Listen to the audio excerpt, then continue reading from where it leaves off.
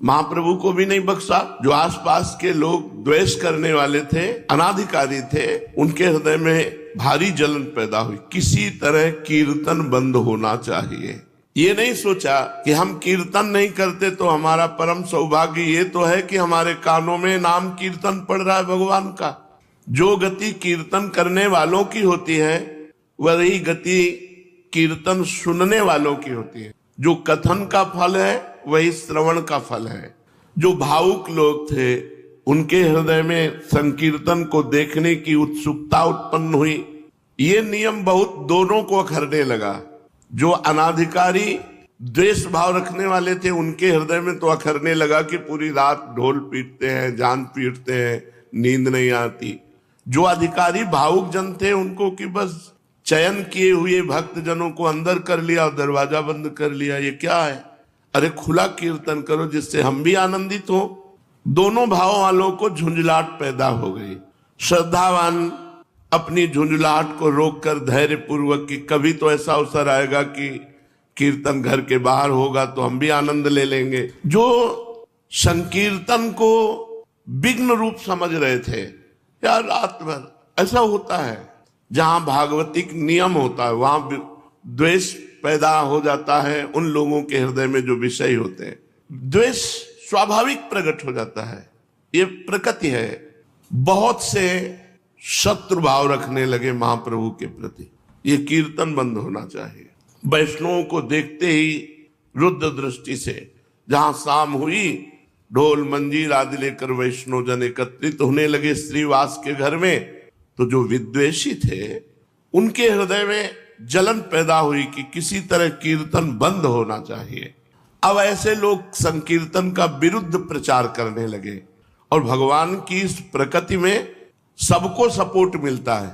सबको देखो, देश रक्षा के लिए प्राण समर्पित करने वाले राष्ट्र सैनिक बनने का उत्साह रखते हैं तो आतंकवाद में भी प्राण समर्पित करने वाले हैं, उनकी भी फौज है। ये प्रकृति ऐसी है कि सबका सपोर्ट कर देती है। अब वो लोग शुरू हुए कि अरे पूरी रात भर न जाने क्या क्या होता है श्रीवास के घर में।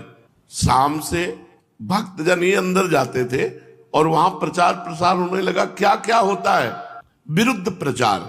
संकीर्तन को बंद कराने के लिए बुरे बुरे भाव प्रकाशित किए गए। सब कुछ होता है वहां, बुरे बुरे भाव प्रकाशित हुए। नियम, प्राण चाहे चला जाए, तभी कहा अद्यैव वा मरणमस्तु युगांतरे वा, आज मरूं या हजारों वर्ष बाद मरूं इसकी कोई परवाह नहीं, नियम नहीं टूटने वाला। अब वो बुरे बुरे प्रचार प्रसार करने लगे। जो दुष्ट स्वभाव के लोग होते हैं उनको दुष्टता करने में मजा आता है। दूसरे की बुराई करने वाले को अगला जन्म चमगादड़ का मिलता है, उल्टा टंगा रहता है। पर उनको बुराई करने में ऐसा लगता है जैसे राष्ट्रपति पद मिल रहा हो, चार लोग सुनने वाले हों और उनको बुराई करने का अवसर मिले तो इतने खुश होते हैं मानो नृपति बन गए हो। वो दुष्ट स्वभाव के लोग, कीर्तन बंद होना चाहिए। एक पार्टी तैयार हो गई दुष्टों की। बताया ना, सपोर्ट सबका प्रकृति कर देती है। अभी आप कोई विरुद्ध भाव प्रकाशित कीजिए तो आपको सैकड़ों मिल जाएंगे सपोर्ट करने वाले, और सद्भाव प्रकाशित करो तो उसके भी है। प्रकृति सबको सपोर्ट कर देती है। और ये पता नहीं कि भगवान के भक्तों का विरोध करने से उनकी भक्ति में और प्रकाश होता है और रंग आता है। दुष्टों को पता नहीं होता। दुष्टों को लगता है मैं विरोध करूंगा तो इनका अपयश होगा, इनकी हानि होगी। तो कई बार सत्संग में बताया है कि दुष्ट रूपी डंडा के ऊपर भक्त रूपी झंडा फहराता है। अगर मीरा जी के देवर ने प्रतिकूलता न प्रकट की होती तो मीरा जी की महान भक्ति का हम लोग अनुभव न कर पाते। अगर प्रहलाद जी के पिता हिरण्यकश्यप ने विरोध प्रकट न किया होता तो प्रहलाद जी की भक्ति का प्रकाश हम लोग नहीं समझ पाते। संकीर्तन के विरुद्ध प्रचार होने लगा। संकीर्तन बंद होना चाहिए, यहाँ बुरे बुरे काम होते हैं, ऐसा प्रचार होने। भक्त भगवान के भरोसे होता है। अरे जमाने जोर लगा ले, कितना जोर लगाएगा, भक्त और भगवान का झंडा कभी न झुकने पाएगा। विरोधियों के विरोध का और मंगल स्वरूप प्रकट हुआ। क्या मंगल स्वरूप? महाप्रभु को जोश आ गया। भक्तों को भयभीत देख करके महाप्रभु के हृदय में विश्वव्यापी संकीर्तन को फैलाने का। नहीं तो हो सकता था कि कई वर्षों चलता रहता दरवाजा बंद करके कीर्तन, लेकिन कीर्तन के विरोध ने कीर्तन को विश्वव्यापी बना दिया। भक्तजन और आनंदित होते हैं जब विरोध होता है। देखते हैं श्री जी क्या करते हैं, देखते हैं प्रभु क्या करते हैं। इनका कोई मंगलय विधान है और जब परिणाम निकल के आता है तो परम मंगल विधान। देखो यहां कीर्तन का विरोध, भारी विरोध शुरू हो गया।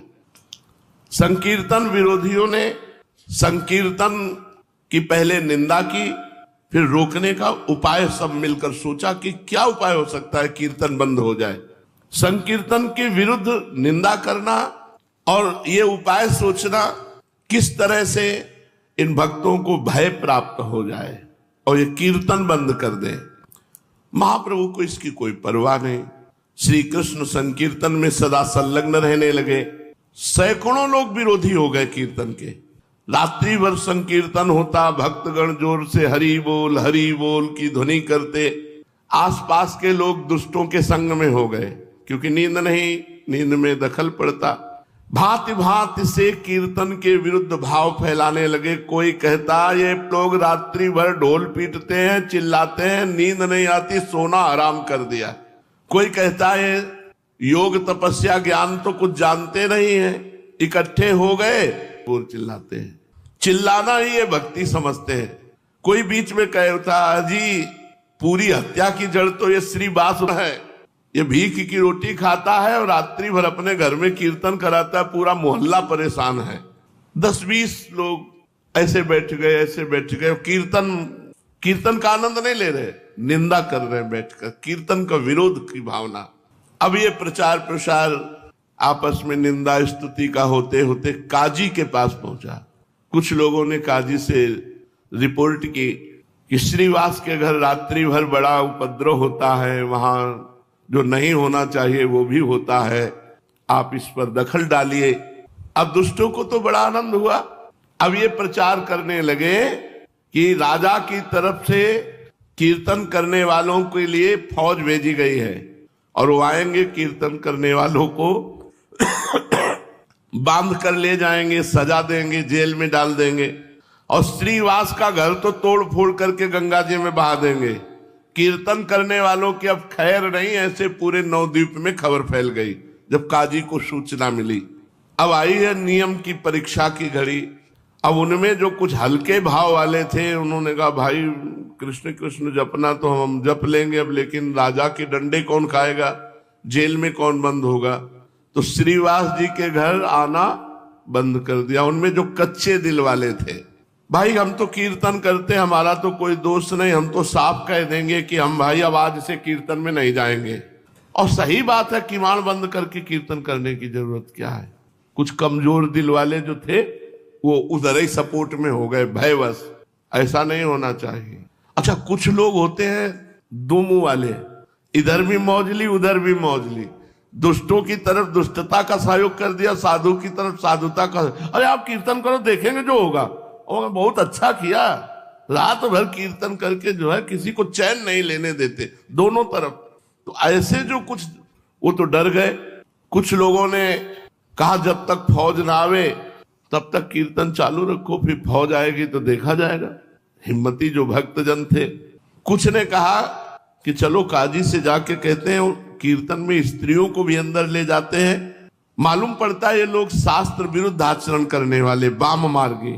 यहां तक ये लोग पता नहीं क्या सोच सकते हैं, कितना सोच सकते हैं विरोधी।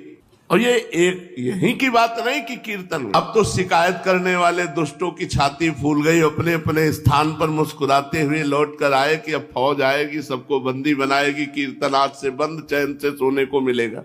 अब तो बाजार में नवद्वीप के संकीर्तन की अफवाह, कोई सही है कोई गलत है, कोई अब देखो इनको कर्मों का भोग भोगना पड़ेगा, अरे न जाने क्या बड़ा प्रपंच है।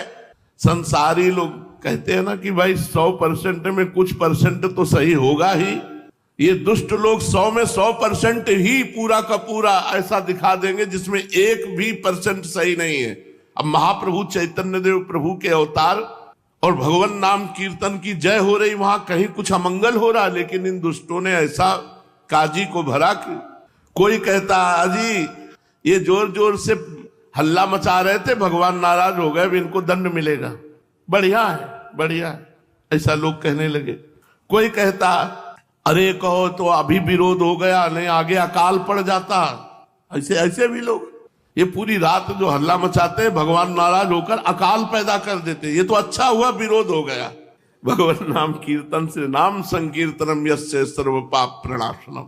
घट घट व्यापी अंतर्यामी, भगवान सब जानते हैं, तुम लोगों का मुख बंद कर देंगे। जो अच्छे हृदय वाले थे वो कहते भगवान सर्वांतर्यामी, वो सब जानते हैं, तुम लोग जो अफवाह उड़ा रहे हो, तुम लोगों का अच्छी तरह मुख बंद कर देंगे भगवान।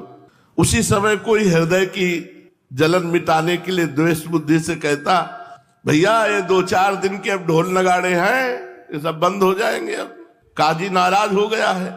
श्रीवास पंडित ने भी ये सब बातें सुनी। अब उनके मन में भय उत्पन्न हुआ, और गौड़ देश का राजा मुसलमानी था, बादशाह, हिंदू धर्म का विरोधी यवन, उनका हो सकता है वो हमारे धर्म को जानता नहीं है और उसका विरोध करके ये सब कर सकता है, राजा है। और हिंदू जनों ने ही जाकर के विरोध भाव शिकायत की, तो जरूर हो सकता है ऐसा। श्रीवास जी के मन में भय सताया।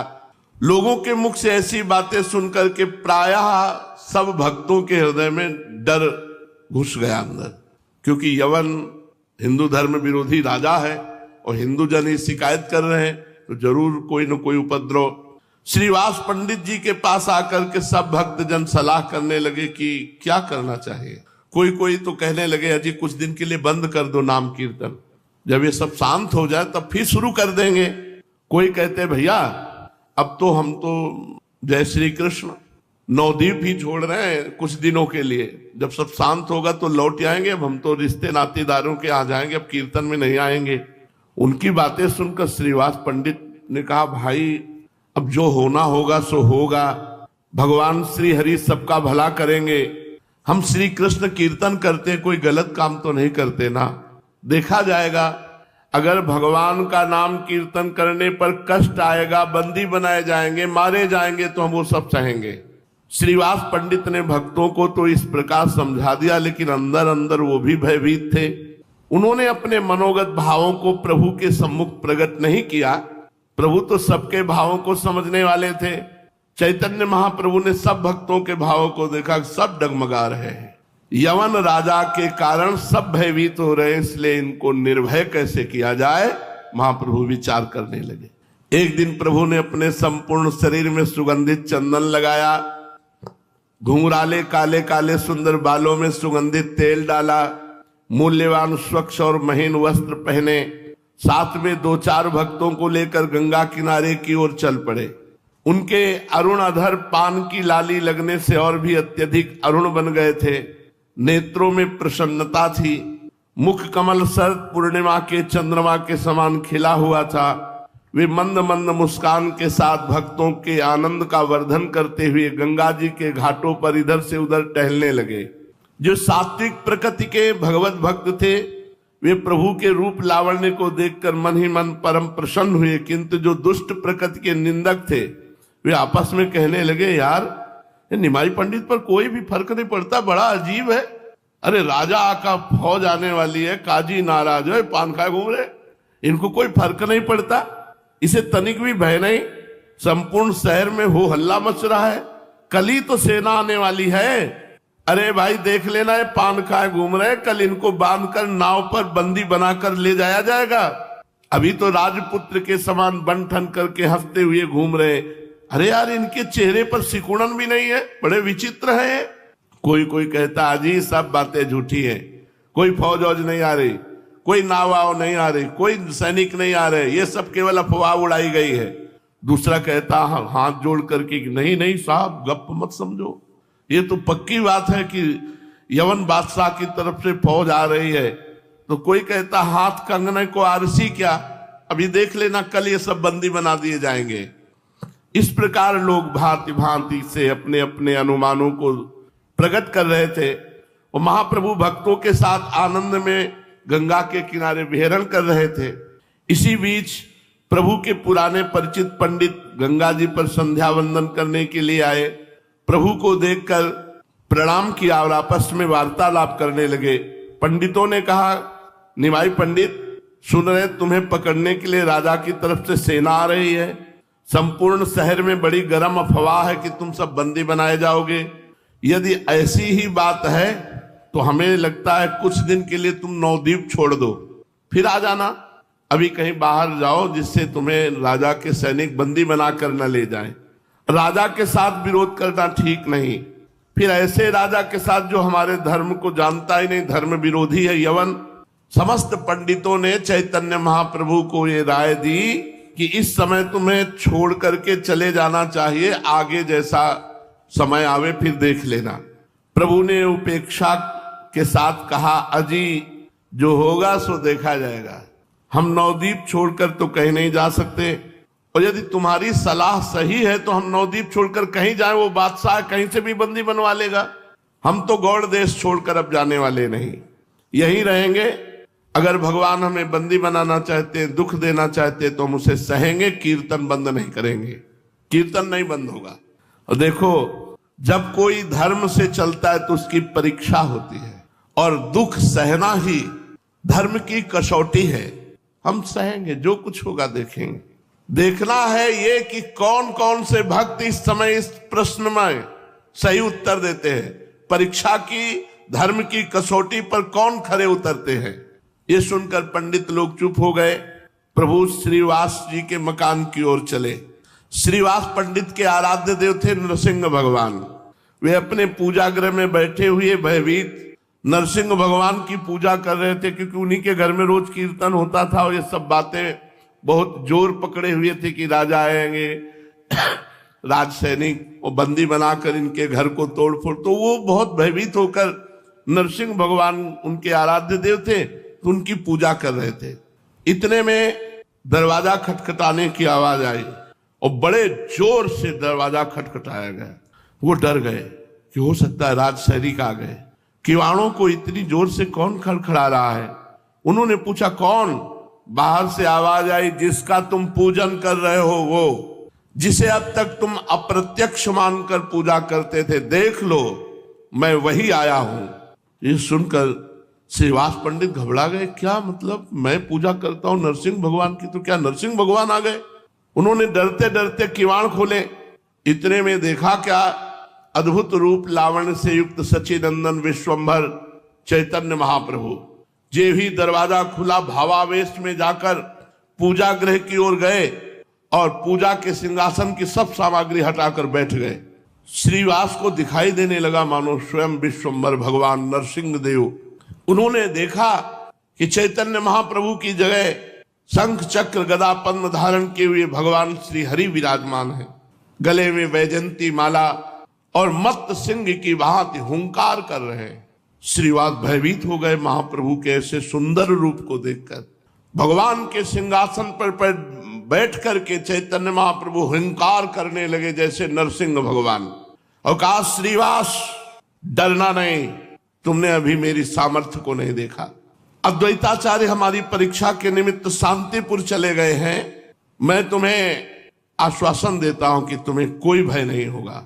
आज के बाद तुम अपना भय निकाल दो। मैं एक एक दुष्ट का विनाश करने की सामर्थ्य रखता हूं, लेकिन दुष्ट का विनाश करने नहीं आया, दुष्टता का विनाश करने आया हूं। दुष्टों को नहीं मारूंगा, उनकी दुष्टता को रौंद दूंगा।